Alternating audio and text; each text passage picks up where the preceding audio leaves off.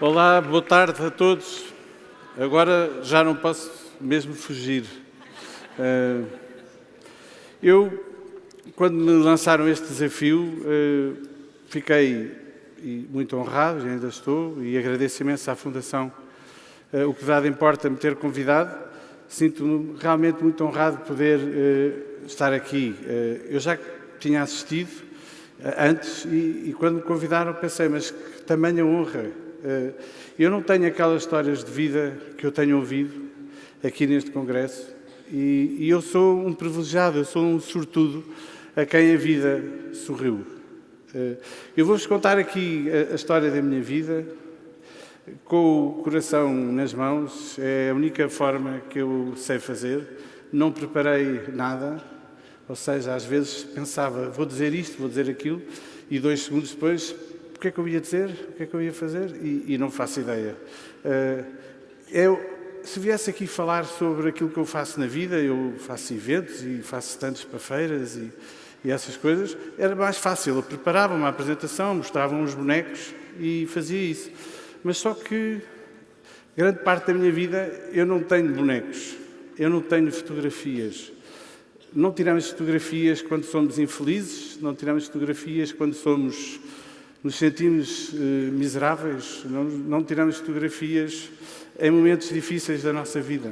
E, portanto, eu pensei, eu não posso fazer nenhuma apresentação PowerPoint. Eu fui até pesquisar as coisas que eu tinha e tinha realmente muito pouca coisa. Portanto, aqui venho eu contar-vos a minha história. Eu nasci numa família absolutamente extraordinária, não é aqui, é de trás, não é, que já estava, no meio de uma família fantástica, tive os melhores pais que alguém pode ter. Eu digo sempre que quem me dera a mim, se chegar um dia aos calcanhares do meu pai, era a pessoa mais fantástica que há, era boa, era sempre preocupada connosco, era uma pessoa aparentemente super feliz, parecia que os problemas que tinha ele ultrapassava. E a minha mãe era uma pessoa também absolutamente extraordinária, completamente diferente. Em casa vivia-se um ambiente, respirava-se um ambiente super saudável. Os meus irmãos eram fantásticos, uma família normalíssima, que até os meus irmãos mais velhos batiam no irmão mais novo, enfim, tudo normalíssimo, tudo. Não havia nada que justificasse eu não me sentir bem. Mas realmente eu não me sentia bem na minha pele. Eu não gostava de mim, como eu era. Havia qualquer coisa dentro de mim que não me deixava ser feliz. Eu não entendia de maneira nenhuma o sentido da vida. Para que as pessoas viviam?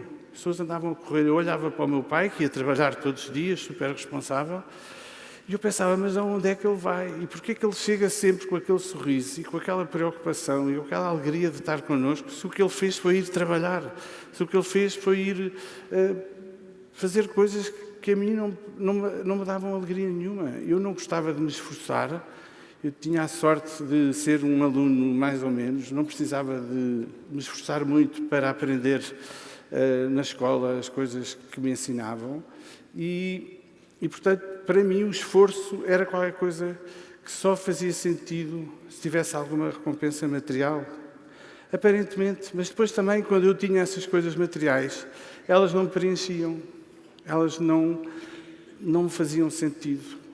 Eu nunca me senti feliz e completo nessas alturas. O máximo que eu podia aspirar era em não sentir nada. Se eu não sentisse nada, já era ótimo para mim.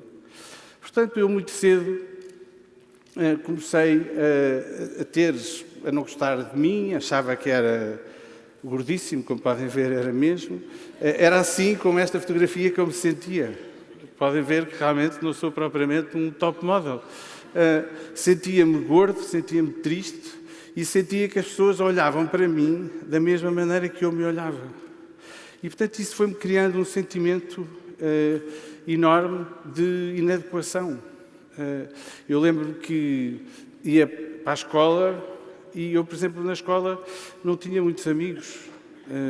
Falava com as pessoas, sim, mas eu estava permanentemente numa guerra qualquer interior, em que parecia que eu tinha que agradar as pessoas. Eu queria que elas me amassem, eu queria que elas gostassem de mim, que elas me dissessem que eu era magro, se calhar, que eu era bonito, que eu era não sei o quê. Queria que elas me dissessem uma data de coisas. E quando elas diziam, de facto, essas coisas, eu dizia, está bem, estás a dizer isso porque és simpático. Eu não acreditava em nada destas coisas. Portanto, para mim, a história de começar a beber e começar a meter drogas foi natural. Eu não queria mais viver daquela maneira. Eu comecei por beber uns copos, que é uma coisa normalíssima para a idade, 13, 14, 15 anos, e comecei a perceber que quando eu bebia uns copos, eu sentia melhor. Eu fazia as outras pessoas rir, as pessoas achavam mais piada, eu sentia mais relaxado nos sítios e comecei a achar realmente, isto é que é bom, eu se beber uns copos, isto vai funcionar melhor. E comecei a viver de uma maneira em que sair de casa e sair à noite não fazia sentido se eu não bebesse uns copos. Qual é a graça de uma pessoa ir sair à noite e não beber uns copos? Como se a vida tivesse sido feita para eu beber uns copos. E esse foi o caminho que eu, a certa altura, comecei a percorrer. Daí até à história das drogas, foi um passo normal. Porque a certa altura o álcool já sabia há pouco, depois comecei a consumir drogas leves, a fumar uns charros, e qual era o mal? Eu achava que quem não fumava charros é que era parvo, porque aquilo era ótimo. Nós fumávamos um charro e depois ríamos. De quê? De nada, não tinha graça nenhuma. Mas pronto, mas eu ria. Como ria, era bom. E comecei-me a perceber realmente que a coisa não era bem assim. E fui passando para outro tipo de drogas. Fui passando para outro tipo de drogas em que me faziam então aquilo que eu achava que era a aspiração máxima. Que era aquilo que eu vos disse antes. Não sentir era sentir-me bem. E foi assim que, durante imensos anos, vivi completamente drogado. Parecia assim em casa, e a minha mãe dizia, você está drogado. Eu, mãe, mas porquê que a mãe está a dizer isto? Eu estou drogado. Sim, está drogado. Bem, não estou nada drogado, não sei porque é que está a dizer uma coisa dessas. Porquê que a mãe, olhando para mim, acha que eu estou drogado? E negava a evidência. A minha atitude era permanentemente de negar. Era permanentemente de negar aquilo que eu sentia. Permanentemente de negar a dependência que eu tinha, a minha infelicidade e a minha amargura. Foi para mim, de alguma forma, evidente que isto não tinha solução. Porque eu queria tentar deixar as drogas e eu não conseguia. Eu passei mais tempo, de facto, a tentar deixar as drogas do que feliz lá dentro. Eu lembro que a primeira vez que eu consumi heroína, eu disse para mim mesmo, eu vou ser viciado nisto. Mas não era a solução, era um problema novo que eu ia ter. E realmente esse problema levou-me a fazer coisas que eu não me orgulho nada, vou contar-vos algumas delas. E conto, não porque tenho orgulho, antes pelo contrário, sinto vergonha de algumas delas que fiz, a maior parte delas eu já lidei com isso, mas eu vou partilhar com vocês porque foi aquilo que aconteceu comigo. Embora eu não tenha orgulho nenhum nelas, elas trouxeram-me hoje aqui e eu sou uma pessoa super feliz, sou uma pessoa agradecidíssima, muito grata à vida, muito grata às pessoas que têm vivido comigo e por isso não faz sentido nenhum que eu não possa contar algumas delas. Antes de eu casar, andava completamente obcecado com drogas. Eu pensava o dia inteiro a pensar na próxima vez que eu ia consumir. Eu fazia tudo o que fosse preciso. Eu traía os meus maiores amigos, eu traía os meus irmãos, os meus pais. Eu fazia o que fosse preciso para conseguir o dinheiro para a próxima droga. E a próxima droga, o mais triste disto tudo, é que não me preenchia de facto. Era uma sensação horrível, para a qual não havia saída. Eu passei por imensos hospitais onde estive internado, clínicas de intoxicação, e não conseguia largar. Eu estava nessas clínicas, moribundo, e a única coisa que eu pensava era quando é que eu saio daqui para poder ir comprar droga. Era como se fosse ar que eu precisava para respirar. Portanto, a certa altura eu apercebi-me que provavelmente não havia nada a fazer. Eu iria morrer com as drogas iam realmente dar cabo de mim. O meu pai e a minha mãe sempre me ajudaram imenso, sempre investiram em mim. Sobretudo o meu pai acreditava que um filho não se podia largar em circunstância alguma. A minha mãe achava que, eventualmente, largar me iria ajudar a eu mais depressa a querer sair. E por isso, até isso, eu consegui fazer. Foi criar a desunião de um casal que eram apaixonados um pelo outro, mas do qual eu levava permanentemente discussão e desamor.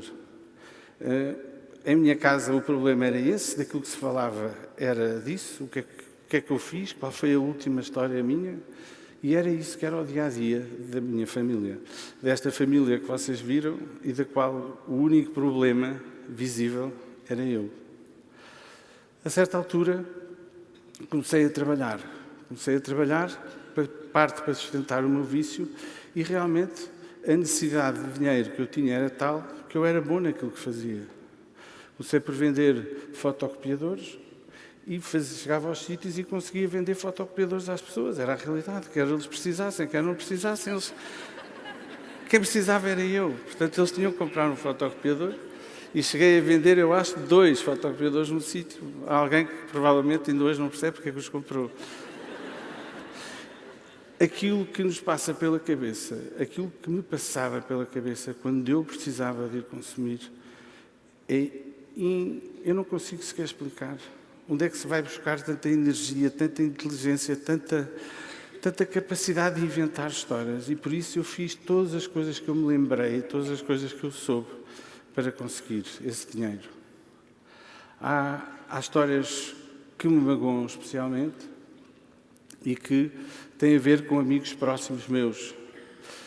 Há um especialmente que me magoa muito, porque eu nunca pude reparar o dano que lhe causei, o meu amigo Gonçalo, com quem eu fiz imensas asneiras e com quem eu conversei imensas vezes sobre a filosofia, sobre a vida, porque é que era esta vida, o que é que andávamos cá a fazer, porque é que éramos tão infelizes, porque é que estávamos tão dependentes desta droga e porque é que não conseguíamos viver, porque é que não conseguíamos viver a vida como as outras pessoas. E a certa altura, não é, eu fui para um centro de tratamento, depois de uma história horrível.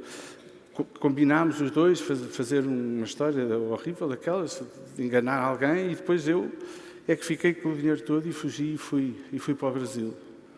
Eu nunca mais voltei a ver este meu amigo Gonçalo, tal como tantos outros amigos meus que morreram, que esta doença matou. Isso é uma coisa que me magoa profundamente. Depois disso eu fiz muitas coisas na minha vida difíceis e eu dizia, Gonçalo, esta é para ti. Gonçalo, eu esta vou fazer por ti, porque eu tenho imensa pena de nunca ter conseguido reparar esse dano que eu causei. Aos meus pais eu também fiz coisas horríveis. Sobretudo, fiz-los cair na desesperança. Eles acreditavam, vai ser desta, é isto que vai acontecer. É desta que o Pedro vai recuperar, é desta que o Pedro vai ser uma pessoa normal. E nunca era desta. Eu lembro particularmente de uma história que ainda hoje me emociona quando penso, que foi, a certa altura eu convenci o meu psiquiatra, da mesma maneira que terei convencido o outro a comprar uns fotocopiadores, a que a solução era eu ir para o Brasil. E que se o meu pai me desse algum dinheiro para eu recomeçar a minha vida no Brasil, que eu iria conseguir começar uma nova vida. O meu pai, que trabalhava, que não era rico, vivia do seu trabalho, foi convencido por mim, pelo psiquiatra, que isso seria um bom caminho e uma boa solução. E lá fui eu, para o Brasil, sozinho, com o dinheiro que o meu pai me conseguiu arranjar, que dava para viver uns tempos, eu já não sei quanto dinheiro era, não faço ideia, sei que era imenso. E ele deu-me esse dinheiro. E eu fui para o Brasil, e fui no avião, não é, pedradíssimo, mas eu não podia levar droga, portanto meti aquilo que podia, e fui para o Brasil para começar uma vida nova. E cheguei ao aeroporto do Rio de Janeiro e não fui capaz. Eu não saí do aeroporto, eu não fui capaz. Eu tive um ataque de choro, eu não quero mais viver, eu quero morrer, eu não posso mais com isto, eu não aguento. E eu vim-me embora no mesmo avião. Eu vim-me embora e para afogar as minhas mágoas e para afogar aquilo que eu sentia, eu fui consumir todo esse dinheiro que o meu pai me tinha dado. Imagine o que é para um pai, não é o ato em si, é o ver o estado de desespero em que o filho está. Eu acho que os meus pais sabiam que eu não era uma má pessoa. Os meus pais sabiam que eu não queria fazer isso. Mas eles viam que eu não era capaz. E tanta vez que eu dizia, eu não vou fazer isto. E acabava sempre a fazer. Porque eu precisava daquilo para me sentir bem. A certa altura na minha vida, fui passar uns dias ao oeste, às Caldas da Rainha. E fui passar esses dias para largar as drogas. Uma vez mais, fui com uma farmácia ambulante, cheia de remédios, para deixar de tomar drogas. E conheci a Sofia. Fomos sair à noite e eu disse-lhe, sou tão infeliz. E ela disse, olha, eu também. Olha, então, mas porquê é que a gente não se junta? Pode ser que menos por menos dê mais. E ela, boa ideia.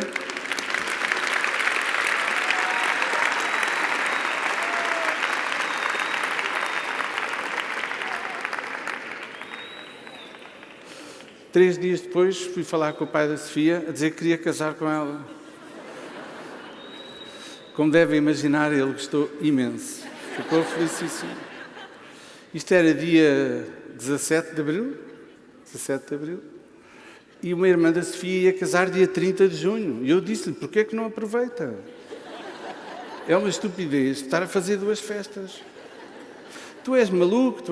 Imagina, ele olhava para esta minha cara, que ainda aqui está, e imaginem a alegria que ele tinha em que a filha casasse comigo. Ele não deixou realmente que nós casássemos no dia 30 de junho, mas acabámos a casar no dia 1 de novembro, dia de Todos os Santos. E estamos casados desde essa altura há 31 anos. Este é o primeiro milagre.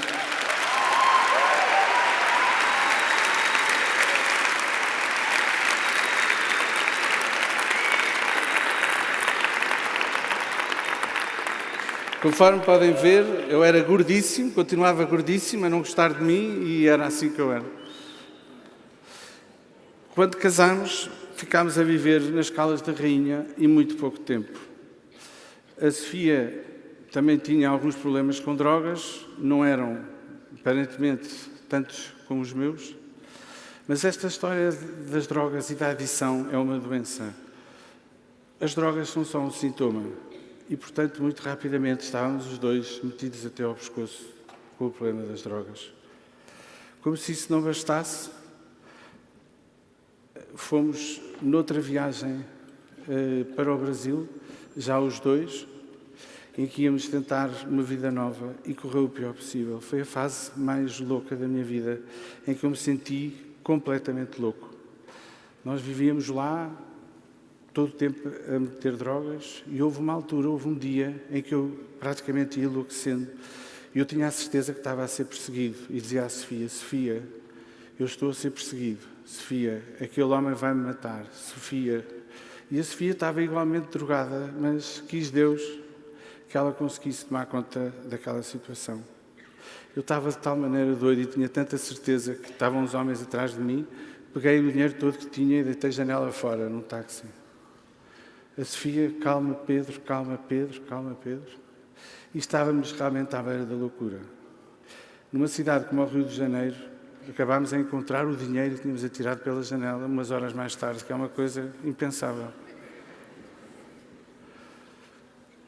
Nessa altura, eu falei com o meu pai e disse, pai, eu não posso mais. Pai, ajude-me. E o meu pai disse-me, tudo bem, mas vai para um centro de tratamento para a Espanha, que nós ouvimos falar. E que parece que é uma boa solução.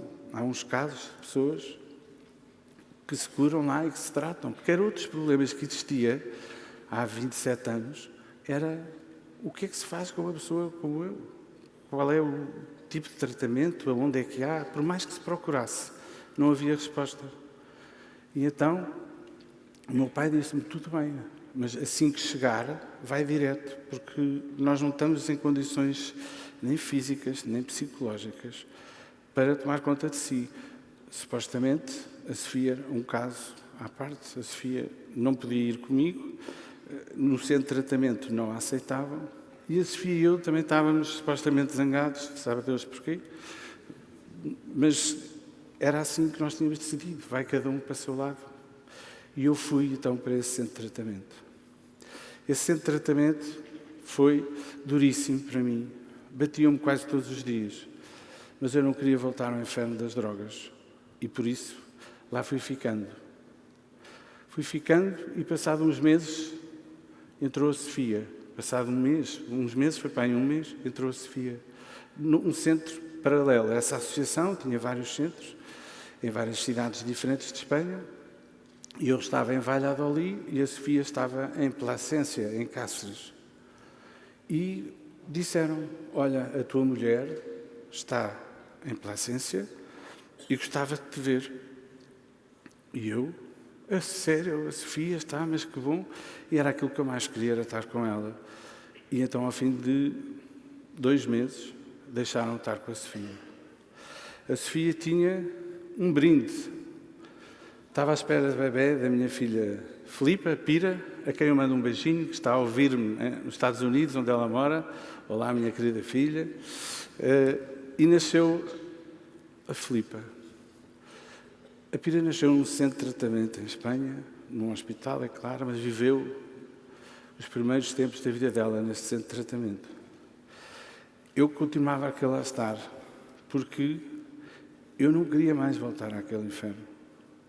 Eles diziam que eu tinha algum jeito para falar, e ao fim de uns tempos pediam para eu ir pedir dinheiro para esta associação em Espanha. Então eu ia fazer uma coisa das quais também não me orgulho, que era pedir dinheiro para esta associação. Associação que eu tinha dúvidas que funcionasse, mas que me dava uma réstia de esperança. É verdade, sim, que me batiam, mas também é verdade que eu não consumia drogas. Isso para mim já era imenso.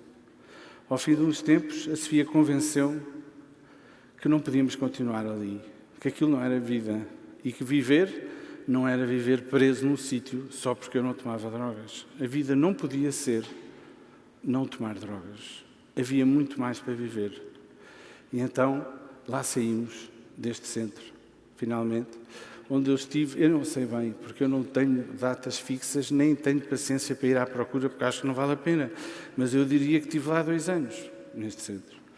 Nos diferentes centros, porque comecei em Valladolid, depois fui para Cáceres, depois fui para a Galícia, para uma terra chamada Mondonhedo, e pronto, fui andando, e depois vim para Lisboa, para Torres Vedras. E depois aí, a certa altura, realmente não dava mais para continuar e saímos. Saímos e foi um terror. Eu tinha imenso medo, eu achava que não tratei de nada do meu problema. A única coisa que eu fiz foi não tomar drogas. Como as drogas não eram o problema, eu estava igual. Eu saí, o meu irmão Zé deu-me emprego e fui trabalhar para Coimbra. Fui trabalhar para Coimbra e fui vender stands para feiras e realmente a coisa corria muito bem. Lá comecei a vender stands, comecei a reconstruir a minha vida, a coisa que estava a correr bem, e propuseram-me ir para o Porto. Onde continuava a vida a correr muito bem, eu a reconstruir, a achar-me realmente que eu estava a conseguir. Tinha um emprego, vivia do meu dinheiro, do meu salário, e tinha a minha casa e tinha um presente novo. A Sofia tinha ficado à espera da minha filha Diana, que aqui está, e que é uma portuense de Gema e que chegou à nossa vida numa altura em que eu estava mesmo a arrebentar. Eu não aguentava mais aquilo que eu sentia, eu bebia desalmadamente, tinha trocado de droga e a Diana veio à nossa vida e foi realmente um ponto de viragem enorme. quando isto aconteceu, eu tinha a certeza absoluta que eu não ia conseguir voltar a não usar drogas. Era impossível, depois de tudo que eu tinha passado, depois daquilo tudo que eu tinha sofrido, como é que eu ia conseguir? E então, eu agora já não tenho mais fotos. António, não tenho mais fotos. E o que aconteceu nessa altura foi, eu fiz as maiores asneiras outra vez cá na empresa, tive a sorte de não fazer mais maldades aos meus amigos e o meu pai, uma vez mais, e a minha mãe disseram: há um centro de tratamento em Inglaterra. Dizem que é fantástico. E os meus pais, de tanto andarem a suportar o meu vício e as minhas asneiras, tiveram até que pedir dinheiro emprestado para eu ir para esse centro.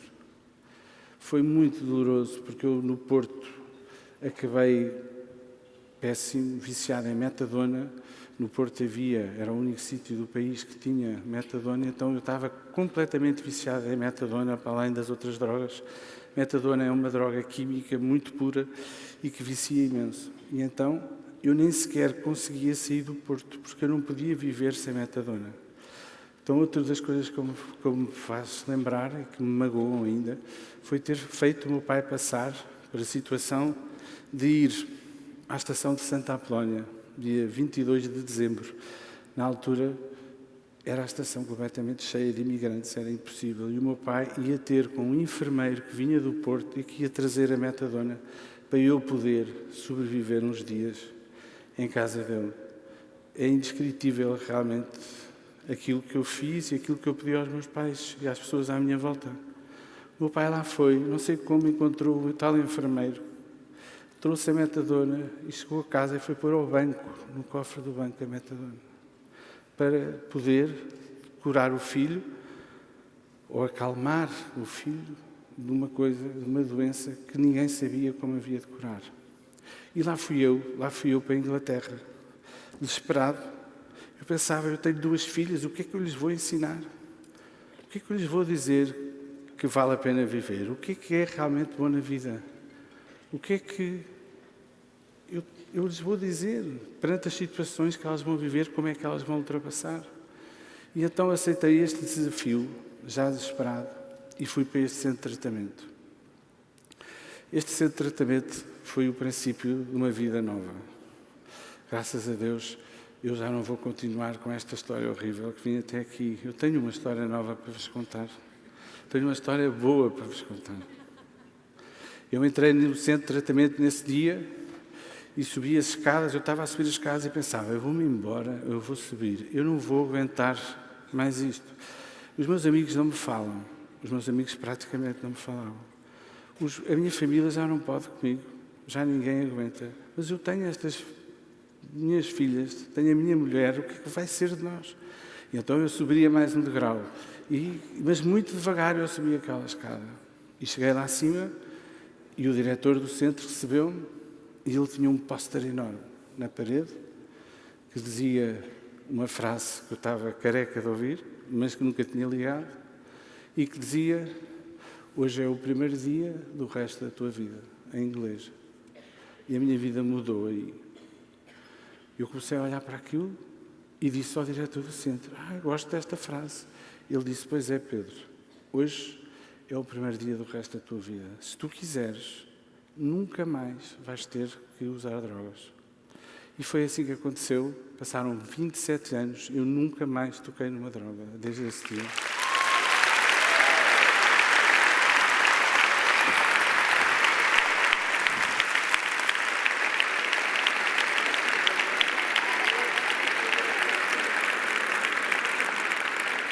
Estou a tocar agora, que eu adoro estes sumos, e puseram-me isto aqui, que é uma maldade.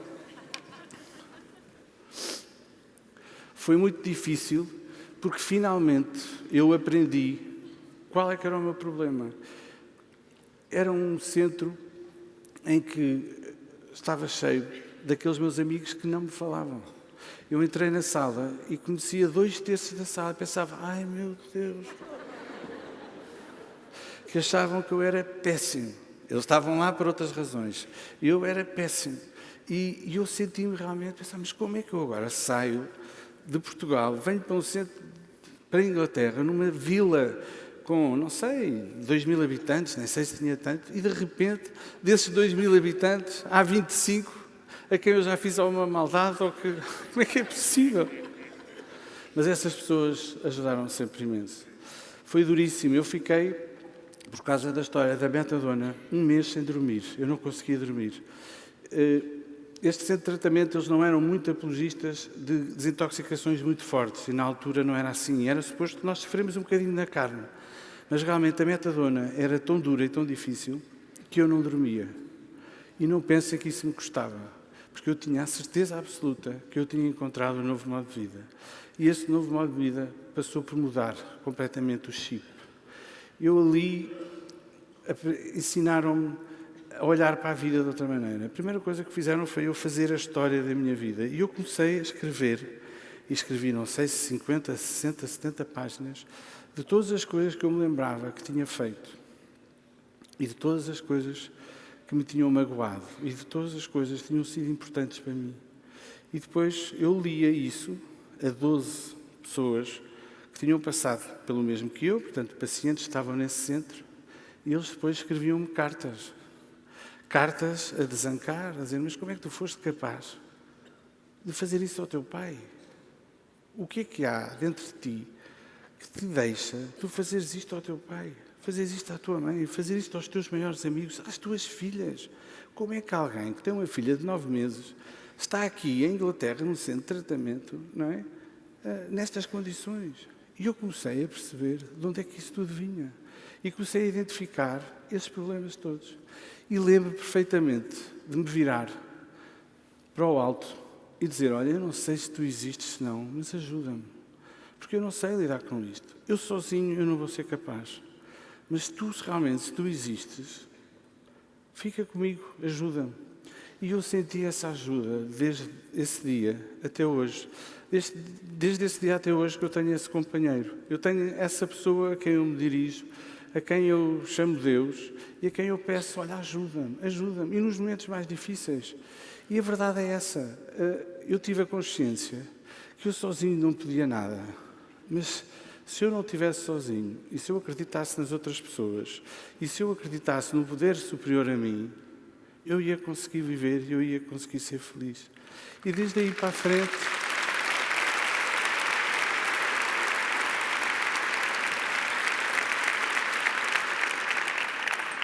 Desde aí para a frente foi isso que aconteceu. Eu fui melhorando essa minha relação com Deus, eu fui melhorando essa minha relação comigo, eu passei a gostar mais de mim, e eu, ao passar a gostar mais de mim, passei a gostar mais das outras pessoas, comecei a achar que as outras pessoas também gostavam de mim, e comecei a acreditar no amor. Comecei a acreditar que o amor realmente é que me preenche. Eu posso ter tudo, posso ter uns sapatos lindos que eu adoro, posso ter o que eu quiser, mas se eu não me sentir amado e se eu não amar as outras pessoas, eu vou me sentir um miserável. E foi isso que eu aprendi e que eu comecei a aprender desde essa data. Difícil. Passei um momento depois, que foi quando eu acabei o tratamento, foi a Sofia. Foi a Sofia para tratamento e eu tive uma experiência absolutamente extraordinária, que foi ficar com as minhas filhas. A Diana já tinha quase 1 ano e a Pira 2 anos e tal. E eu nunca tinha mudado uma fralda, eu nunca tinha feito nada dessas coisas, eu não sabia. E a minha mãe estava numa de amor assertivo e dizia, olha, agora as filhas são suas, você trata delas. Não sabe, aprenda. Como é que julga que eu fiz? Foi assim. E eu tinha só um momento em que ela se ocupava das minhas filhas, que era quando eu frequentava uns grupos de autoajuda, onde eu ia e onde eu recomecei a viver com pessoas como eu, que tinham passado com problemas com drogas. Era o único momento que ela deixava. E é indescritível o que foi o criar de uma relação com as minhas filhas. Para já, porque eu não tinha sentimentos ou seja, os sentimentos que eu tinha eram permanentemente camuflados com drogas. Portanto, eu fui confrontado com um desabrochar de emoções e de coisas que eu nem sabia o que eram, nem o que é que se fazia, o que é que se faz com isto, e agora o que é que eu digo, o que é que eu faço. E o descobrir isto tudo foi uma coisa absolutamente extraordinária. Lembro-me concretamente de uma altura que a Diana estava doente, ao princípio eu não sabia o que é que havia de fazer.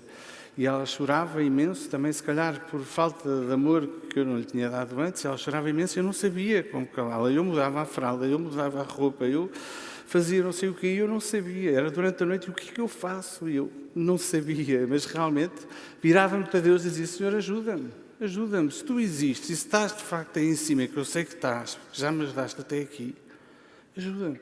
E acontecia. A Diana acalmava-se, a Pira acalmava-se, eu resolvia o problema.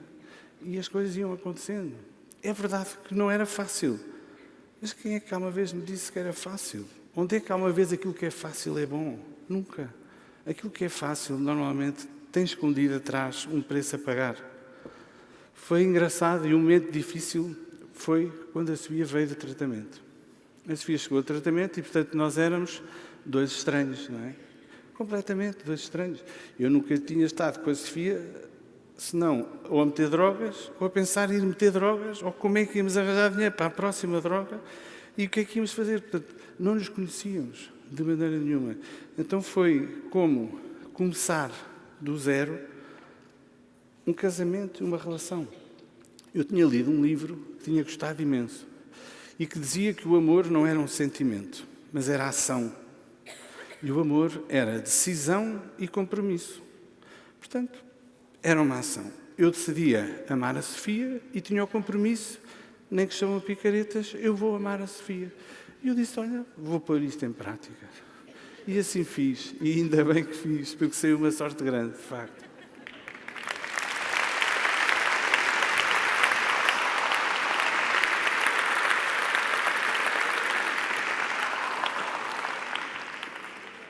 Eu comecei a trabalhar e depois tinha também, o dinheiro que eu ganhava não me chegava, os meus pais continuavam a ajudar-me, sempre, continuavam a ajudar-me, sempre que eu precisava, e eu arranjei um emprego novo, que era aos fins de semana, ia transportar uma banda, alguns de vocês provavelmente conhecerão, que se chama Rádio Macau.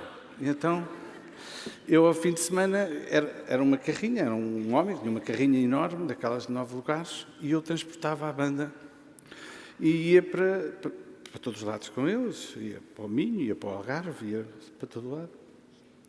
Mas eu tinha que fazer aquilo, eu precisava de ganhar autoconfiança, eu precisava de ter respeito por mim e, portanto, esse segundo emprego que eu tinha ao fim de semana fazia todo o sentido.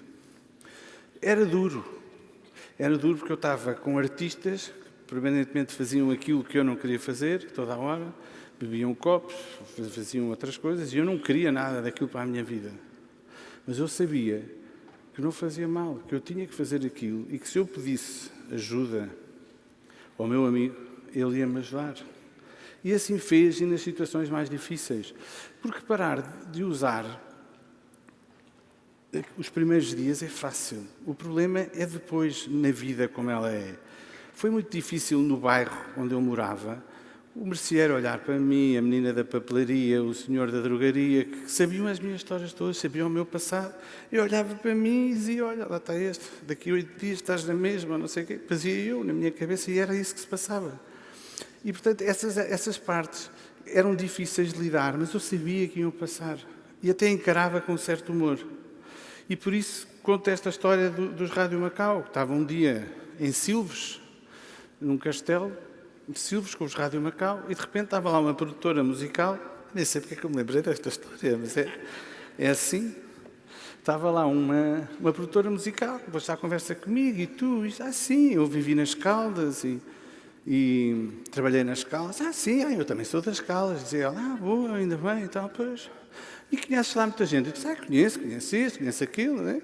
E conheço o Jorge. Conheço o Jorge. Tão boa pessoa, o Jorge, é fantástico. Agora, meteu-se nas drogas, aquilo foi um problema, sabes? O problema foi aquele cunhado dele. Disse quem? Sim, um cunhado dele que vem lá de Lisboa, olha, meteu-o nas drogas, coitado do Jorge, está completamente desfeito e enganou todas as memórias. Eu pensava, como é que é possível, passar destes anos todos, não é? Eu estou bem e venho ouvir falar de mim desta maneira. Mas é verdade que doeu na altura ouvir aquela história. Para já não era verdade a história, mas dói ouvir falar. Mas passei a encarar aquilo com um amor diferente. Claro que demora tempo as pessoas a ganharem confiança.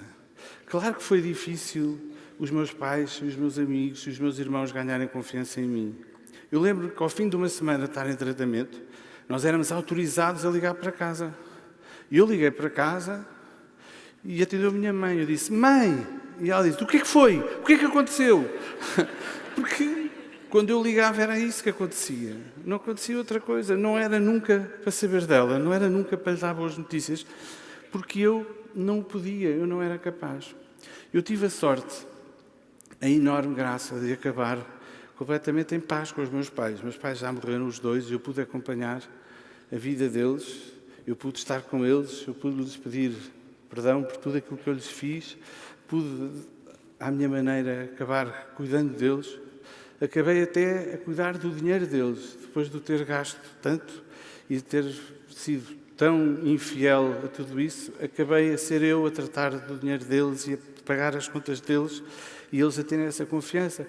Portanto, a vida encarrega-se depois de nos dar todas as oportunidades de nós nos redimirmos, de nós recuperarmos verdadeiramente e de ser felizes. É verdade que a vida tem coisas difíceis e eu passei por algumas delas. Ao fim de 5 anos de eu estar bem e de eu estar a ficar autossuficiente, a certa altura percebi que eu não tinha possibilidade de viver num casarão e mudei-me para uma casa mais pequena e assim foi, mudei para uma casa mais pequena e fui viver para Caxias, para um sítio muito simpático e de repente eu já tinha o meu emprego, já tinha dito ao meu pai, olha, muito obrigado, eu já não preciso do seu dinheiro. E foi uma alegria enorme para ele, não por forretice, mas de alguma maneira sentir que eu estava no caminho. E fomos viver para esta casa em Caxias, que eu gostei imenso. E a Sofia ficou à espera de bebê. A Sofia ficou à espera de bebê, eu estava com o orçamento apertado. Ai meu Deus, e agora como é que isto vai ser e tal? E vai ser difícil, lá vou eu, se calhar vou falar com o meu pai, ou o que é que eu vou fazer? E depois houve um amigo meu que me disse, tu não te preocupes, que Deus, quando manda um filho, manda sempre com pão na boca, portanto, tu estás completamente à vontade. Eu fui acreditando nisso. Eu comecei, de facto, a acreditar que aquilo que a vida nos dava, tudo o que a vida punha no nosso caminho, era porque nós éramos capazes de lidar com, fosse o que fosse. Se eu não conseguisse sozinho, eu pedia ajuda, eu tinha a quem pedir, eu sabia que iria ser consolado. E pronto, e assim foi. A Sofia ficou à espera do bebê. Vimos a descobrir que é um rapaz. Eu só tinha 2 raparigas, agora ia ter um rapaz. Que coisa absolutamente extraordinária. Como é que eu ia fazer? Eu jogar à bola com ele? Não ia, nunca tive jeito nenhum. Eu, quando queria jogar no liceu, roubava a bola, porque senão não me deixavam jogar. E como era gordo, conforme viram na fotografia, eles deixavam. Portanto, eu jogar à bola não ia, mas eu ia ter um filho. Eu ia poder ter um filho em recuperação, um filho em que eu não vivia drogado. Eu ia poder viver a paternidade e o nascimento do meu filho de maneira diferente. E isso entusiasmou-me imenso.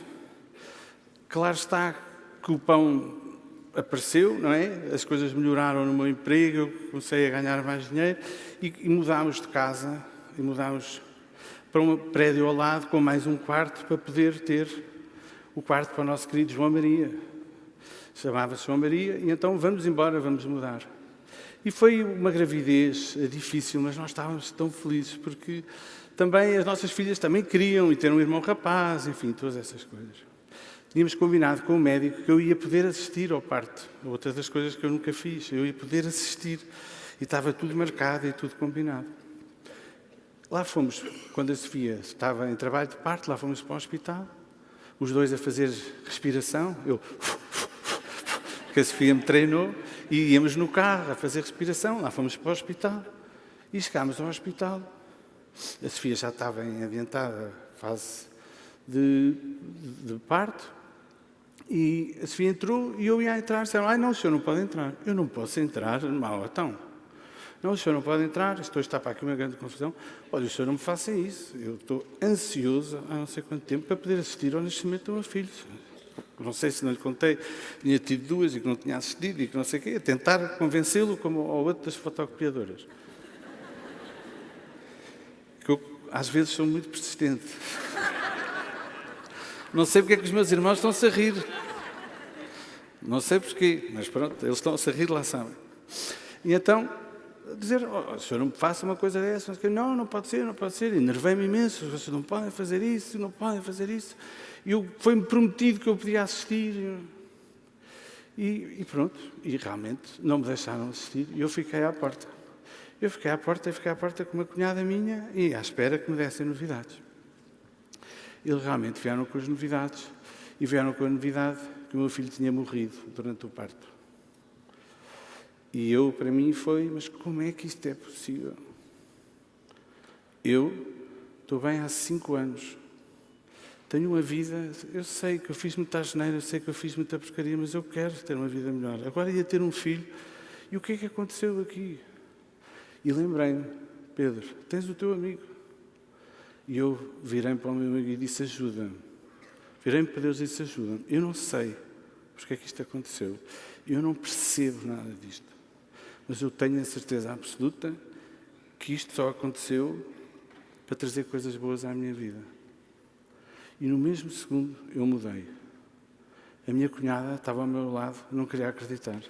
Como é que tinha acontecido uma transformação assim? E eu daí para a frente passei a lidar com esta situação de uma maneira que eu não sei explicar. Sobrenatural, eu não sei explicar como é que eu consegui. Eu não sei explicar como é que eu consegui coisas que eu nunca mais me vou esquecer na vida, a conversa que eu tive com a Pira e com a Diana. Explicar-lhes. Explicar que o João Maria ia ser nosso para o resto da vida, ia fazer parte da nossa família. Eu não sabia porque é que aquilo tinha acontecido, mas que Deus não era mau, que a vida não era má e que aquilo era um presente que nós íamos ter para a nossa vida. E eu nunca mais me vou esquecer desta conversa. E com choros, e chorámos, e abraçámos, e agarrámos, e vivemos a vida como ela é. Mas com a certeza, porém, de que não estávamos a ser castigados. E com a certeza absoluta que isso ia ser um presente para a nossa vida. A Sofia ficou...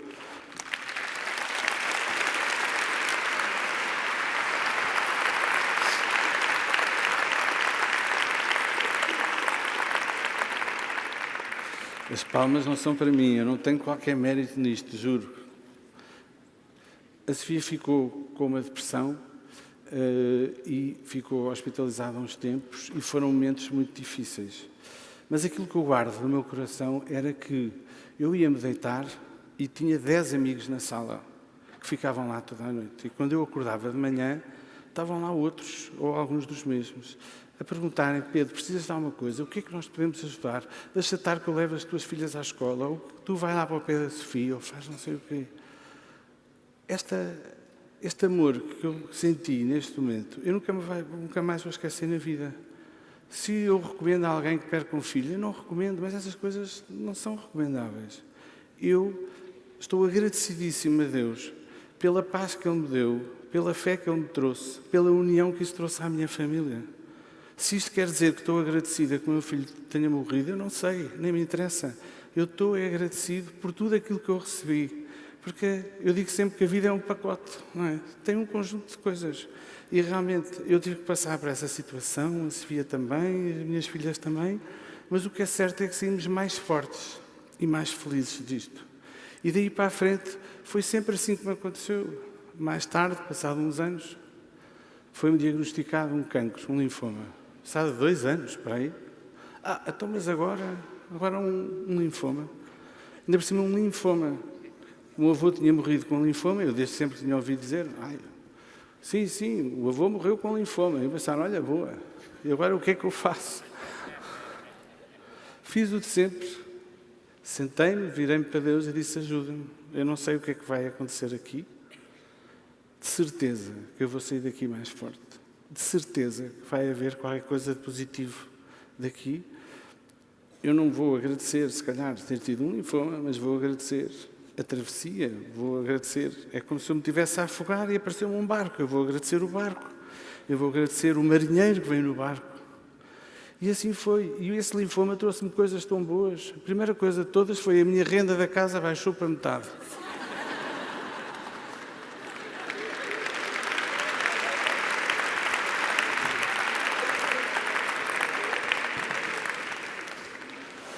O Estado, na altura, não sei se ainda faz isso, mas o Estado, para as pessoas que têm mais de 80% deficiente, que é o meu caso, eu sou 80% deficiente, como podem ver, o Estado dava esse benefício e nós ficávamos a pagar o mesmo valor de taxa de juros que os bancários, que é o sonho de qualquer pessoa, é ter a taxa de juros dos bancários. Aconteceu outra coisa que para mim me magoava imenso na minha juventude, uma estupidez. Eu não gostava do meu cabelo. O meu cabelo era muito liso e estava sempre com uma franjinha na cara. Se calhar ainda está. E quando eu fiz quimioterapia e perdi o cabelo todo, quando o cabelo voltou todo aos caracóis. Eu senti-me o verdadeiro sex symbol.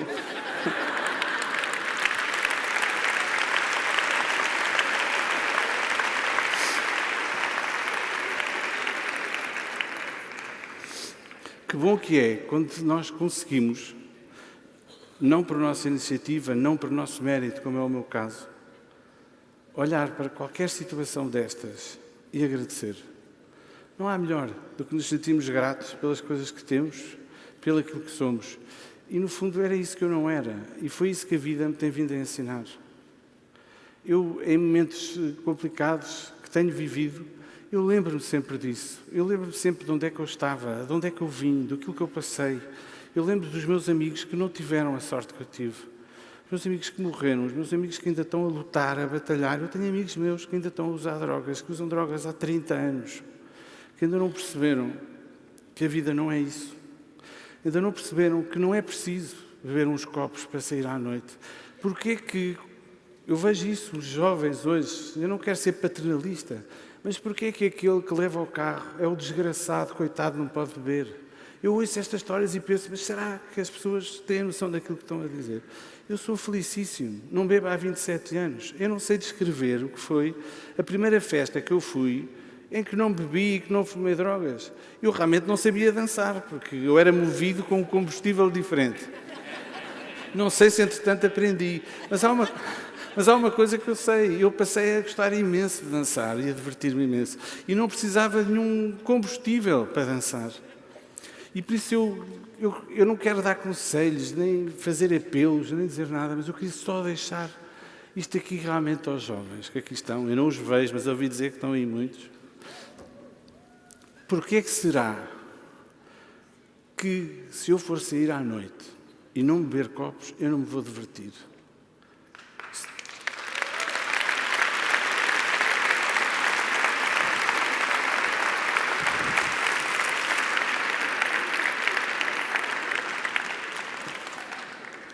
Não tem que ser assim. Não é preciso ser assim.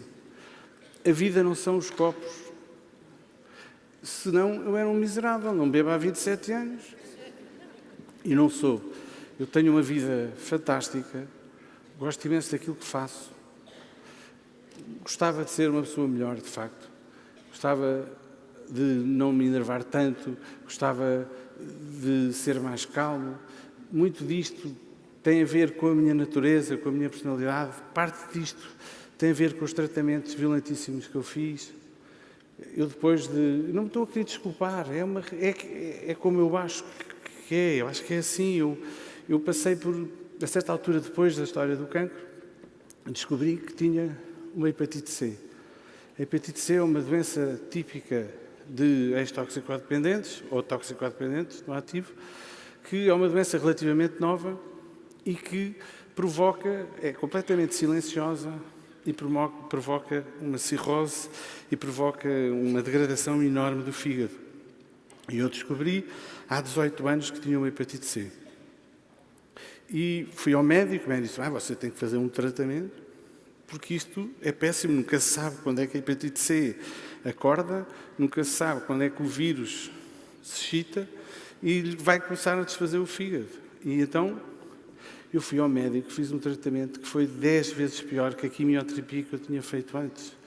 Me punha completamente intolerante a tudo, ao barulho, impaciente. Realmente, eu sentia-me pessimamente. E só piorava, O ambiente que eu fazia à minha volta, à minha família, era um inferno, porque eu estava insuportável. E isso era provocado por este tratamento. Ainda por cima, este tratamento só me fazia piorar do fígado. E então, eu parava de fazer o tratamento e os médicos diziam, olha, não sei, você tem fé? Eu tenho. Então, olha, é a única coisa que lhe resta. Porque a medicina não tem solução para o seu caso. É verdade, a sua doença está muito ativa, o seu fígado está a degradar-se e nós não sabemos quanto tempo vai durar. E quando disseram imensas coisas, há 12 anos atrás, disseram que o meu fígado tinha 2 anos de vida. E eu, olha, pronto, o que é que eu hei de fazer? Lá ia partilhando com as pessoas, com os meus amigos que se preocupam comigo e que têm fé também e que rezam e pedem e não sei. E eu lá ia sobrevivendo.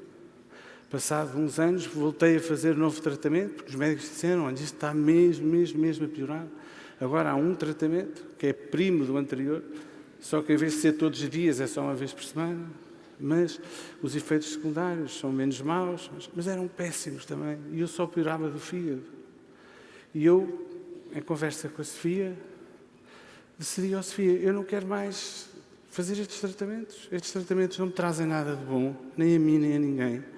Eu estou-me a tornar cada vez uma pessoa mais intolerante, mais amargo, mais zangado. Eu não quero. E isto ainda por cima não faz nada bem ao fígado. Se fizesse, ainda podia-se justificar.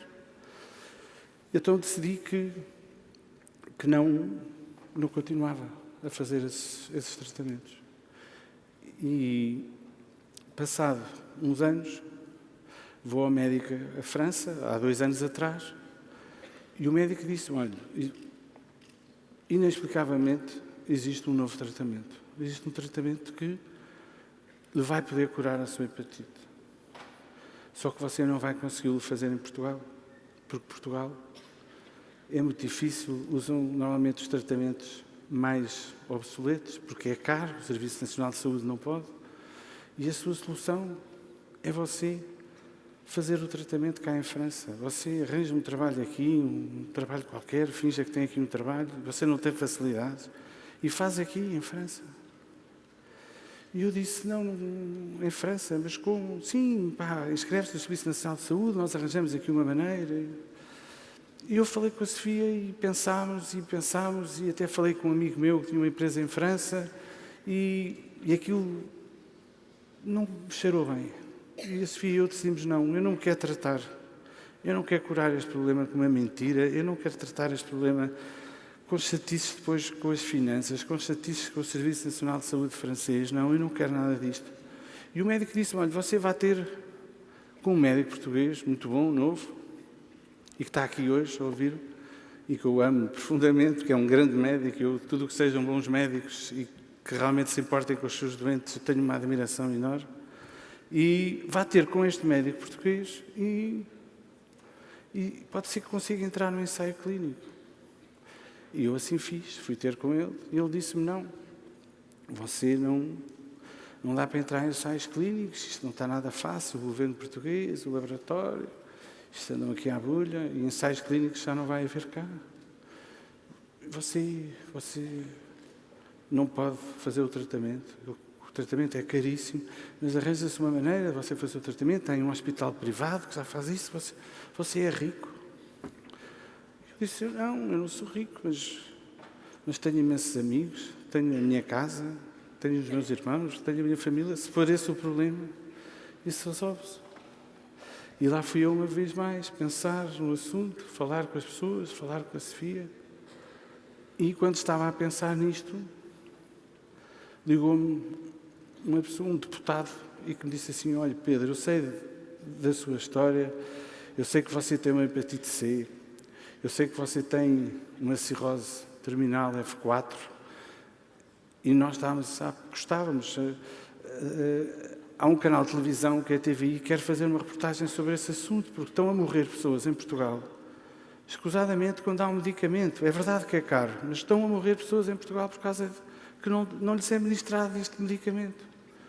Você importava-se dar a cara? Pensar, ai meu Deus, a dar a cara como? Pois é que sabe, porque a hepatite C é conotado com pessoas diferentes, pessoas arrumadores de carros, pessoas que têm dificuldades, pessoas sem abrigo. É conotado com um extrato social que as pessoas estão convencidas que é isso e não é isso. Há pessoas como você que têm uma vida ativa, que têm uma vida normal e que sofrem desta doença e que de um momento para o outro vão morrer. E existe essa hipótese de tratamento. Eu falei com a Sofia e falei com as minhas filhas e vamos embora. E assim foi. Eu tinha uma casa, estava para vender há 10 anos, um apartamento, que eu tinha posto à venda para poder mudar para outra casa onde vivo atualmente. Eu nunca vendi a casa, porque Deus é grande, e, portanto, nunca se vendia, ninguém queria comprar. Nesse momento, apareceu-me um sul-africano, do nada, a dizer que queria comprar esse meu apartamento. Portanto, eu já tinha dinheiro para fazer o meu tratamento, não precisava de pedir a ninguém, não precisava de nada. Mas aquilo que eu senti naquele momento foi que o problema não era eu. Havia milhares de portugueses que tinham a mesma doença que eu e que não tinham qualquer hipótese, não tinham um apartamento para vender e que precisavam de se tratar. E então assim foi. A TVI entrou pela empresa adentro, a filmar, a fazer reportagens, a falar com toda a gente, e decidiram fazer uma reportagem sobre a hepatite C. E uma das coisas que eles decidiram foi fazer um exame que se chama fibroscan, que é uma coisa meia revolucionária, que mede o grau de deterioração do fígado. E eu se calhar estou a masticar imenso, agora. Eu vou já acabar, prometo. E que mede esse grau de deterioração do fígado. E isso é filmado para a TVI e o médico comenta, se ele tiver mais de 9, quer dizer que ele tem uma cirrose. Se ele tiver mais de 25, quer dizer que ele tem uma forte probabilidade de ter um cancro no fígado, muito em breve. E de repente aparece o resultado, 68,8. Eu fiquei assim um bocado, pois é e tal. A jornalista, eu não sei se ela está aí, a jornalista toda contente, tinha reportagem, e eu estava há uns meses à espera que o hospital aprovasse o meu tratamento. O hospital declinou o meu tratamento porque dizia que eu não estava em condições. Foi engraçado porque depois eu escrevi um mail ao hospital, expliquei da história do exame e que ia sair na TVI e, claro, e tudo mudou e, entretanto, eles autorizaram que eu fizesse o tratamento. Mas o problema não era só eu. E então, entra na história outra pessoa, que todos vocês devem ter visto, que entrou pelo Parlamento adentro, que disse, eu não quero morrer, eu não quero morrer, eu não quero morrer. E tudo isto aconteceu ao mesmo tempo. E Portugal é hoje o país do mundo com mais pessoas com hepatite C são tratadas. E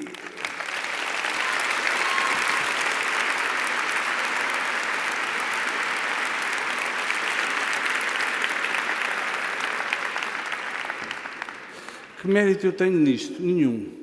O único mérito que eu tenho é que eu disse sim. E é isso que para mim de verdade importa. É dizer que sim à vida, por mais difícil que possa parecer. A vida vai tratar de resolver os assuntos. A vida, as pessoas...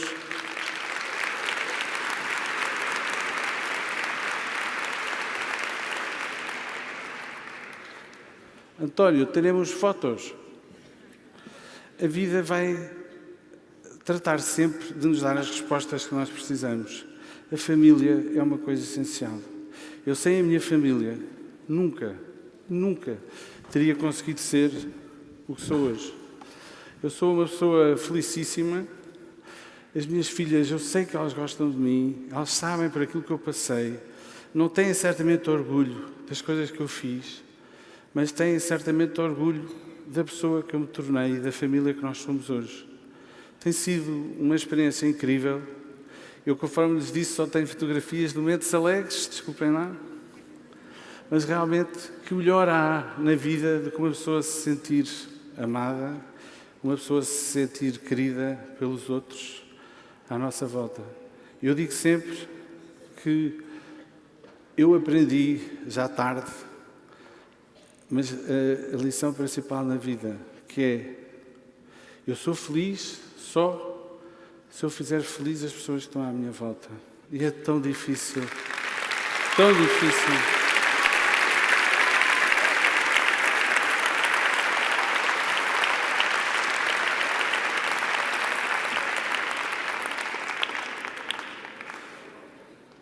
Tantas vezes que eu tento e eu não vou reagir, eu vou tentar ser não sei como, e depois não consigo e tenho que recomeçar de novo. E posso sempre recomeçar de novo. E quando eu me sinto orgulho do meu comportamento, eu tenho sempre essa hipótese de dizer: não, mas eu a seguir, eu já não vou me zangar, eu já não vou perder a cabeça. Eu escolho sempre amar, eu escolho sempre acreditar. E escolho viver a vida como ela é, porque nada, nada, nada é melhor na vida do que ela própria. Não interessa nada.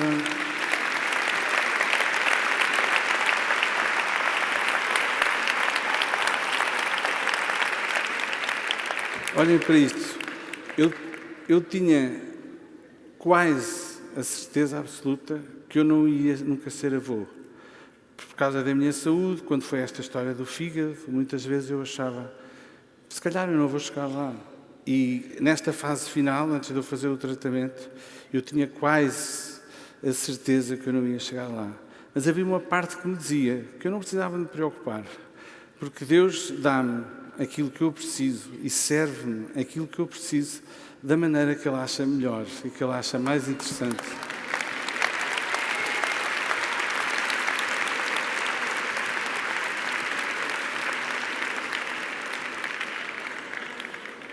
Por isso, meus amigos, esta é a minha família, é o meu suporte, e a vida para mim é uma coisa maravilhosa. Não a deixem desperdiçar. Obrigado.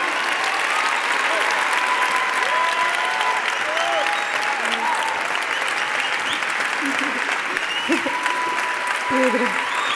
Obrigada. Privilégio. A vocês.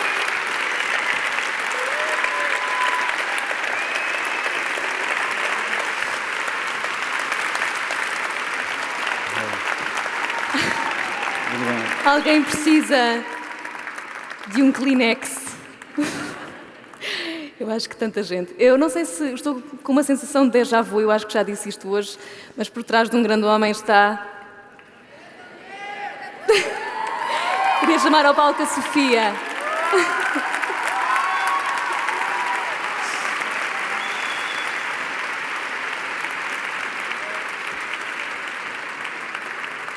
Então pá.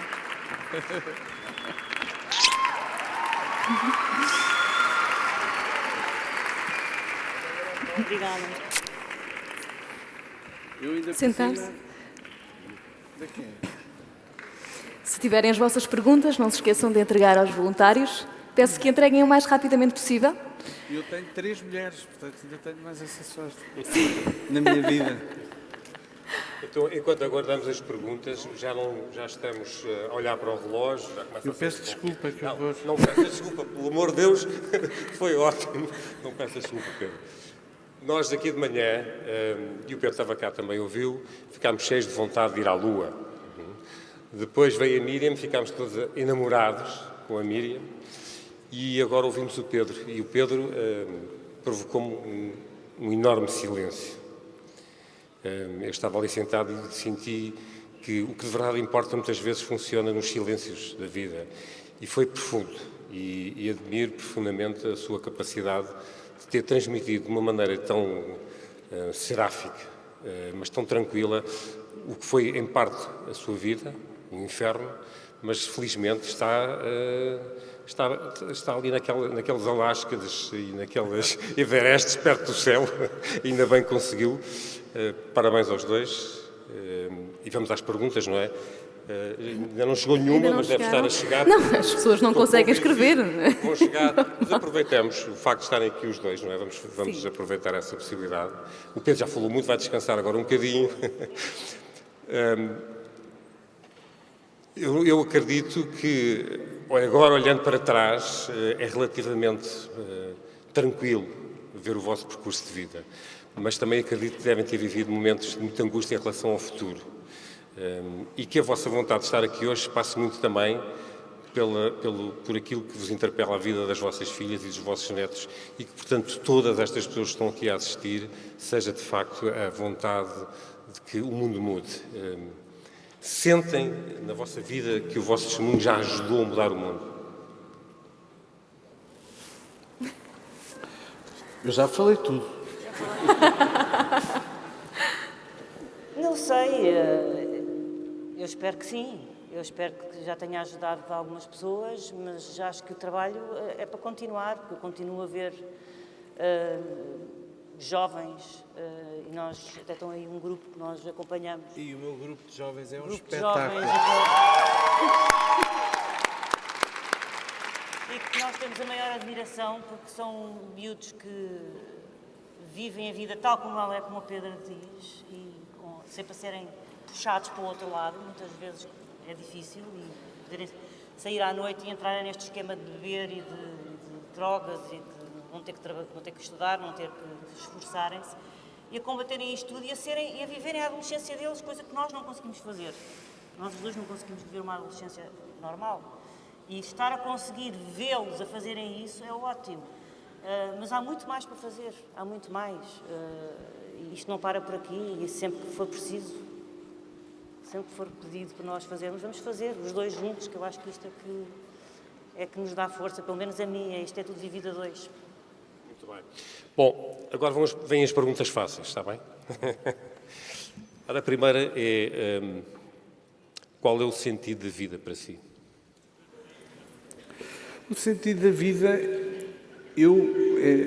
é um bocadinho como eu finalizei. Eu tenho certeza absoluta que a maneira como isto foi montado, a vida, o mundo foi montado,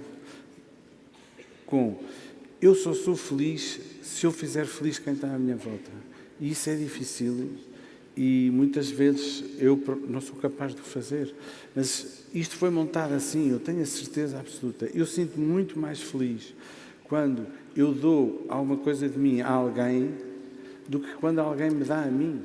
Eu sou muito mais feliz de ver alguém feliz e contente e com o meu testemunho, ou o meu presente, ou o meu abraço lhe toca. Não há nada a mim que me preencha mais quando eu vejo que alguém é tocado no coração, seja de que maneira for, com um ato de doação de um bem material, ou de um abraço, ou de um tempo que eu lhe dou para ele, ou seja do que for. Portanto, eu acho que é essa doação ao outro que eu acho que é o sentido máximo da vida.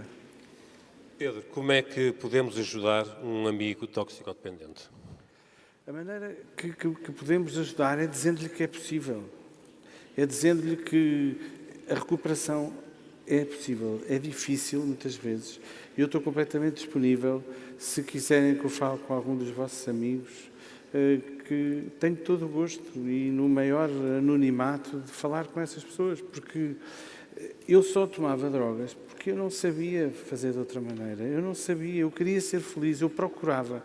O que eu procurava nas drogas era essa paz que eu não conseguia encontrar nas coisas e nas pessoas. E por isso, certamente que esses vossos amigos que são toxicodependentes é isso que estão à procura. É de um bocadinho de paz. E às vezes acham que é nesse excitamento e nessa postura que a vão encontrar, mas não é. Então eu estou completamente disponível para falar com esses vossos amigos. Se quiserem no fim, digam-me, eu dou-vos o meu telefone. E se eu puder ajudar uma pessoa que seja, eu já ganhei o dia.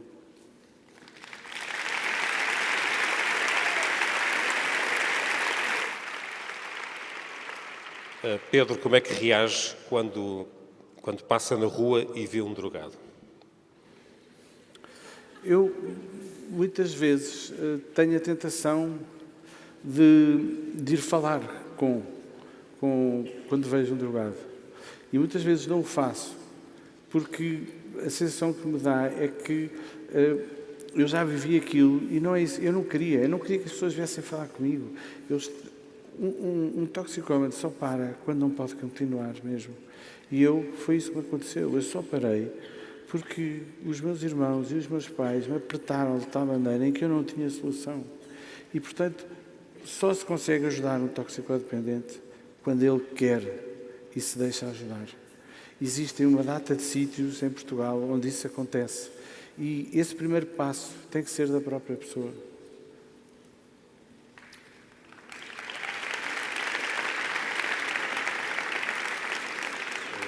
A próxima pergunta diz que começa por uma afirmação: sou alcoólico, embora não beba há 8 anos.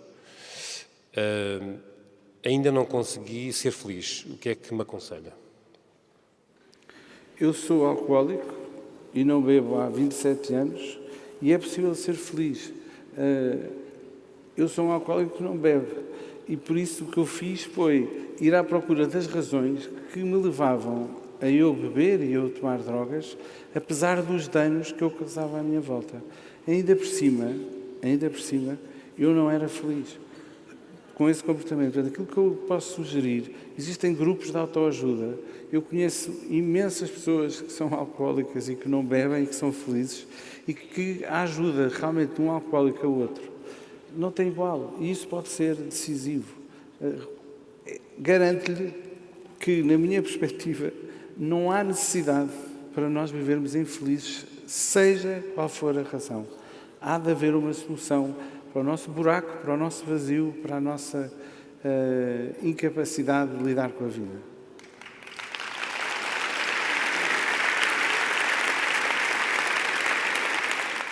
Pedro, são muitas, não temos tempo, infelizmente, mas vou-lhe dar. Obrigado. Acho que temos aí 3 Everestes.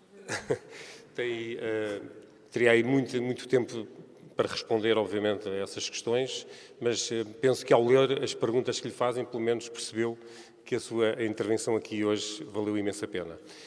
Temos que continuar, não é, Ana? Sim, temos que continuar.